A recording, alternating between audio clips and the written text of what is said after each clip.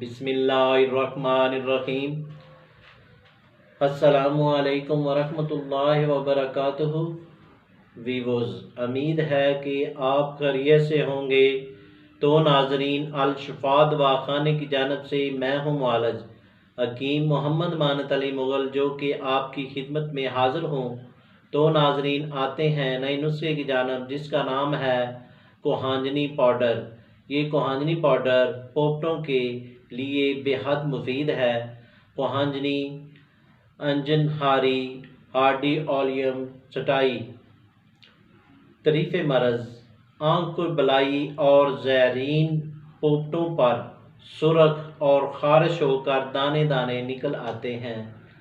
وجوہات: خون کی خرابی، بد ہضمی یا آب و ہوا کی خرابی سے یہ عارضہ ہو جاتا ہے۔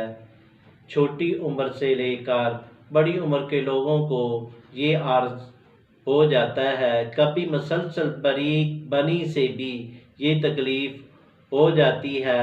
علامات: پلکوں کی جڑوں پہلے خارش اور سرخ ہوتی ہیں، پھر وہاں پھنسی سی نکل آتی ہے جو چند اوز میں پھوٹ جاتی ہے۔ کبھی ایک یا یکے بعد دیگرے نکلتی رہتی ہیں۔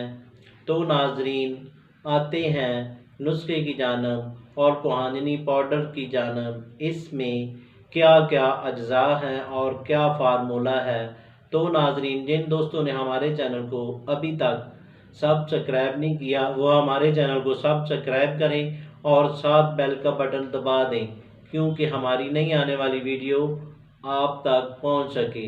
تو ناظرین، یہ ویڈیو لائک بھی کریں اور شیئر بھی کریں اور مکمل دیکھیں بھی۔ تو ناظرین، آتے ہیں کوہانجنی پاؤڈر کی جانب اور اس کے فارمولے کی جانب۔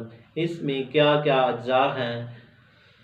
گیرو 10 گرام، سندور 10 گرام، ہلدی 10 گرام، پرانا کولا 10 گرام، رس انڈیا 10 گرام، کنویں کی پرانی ٹھکری 10 گرام۔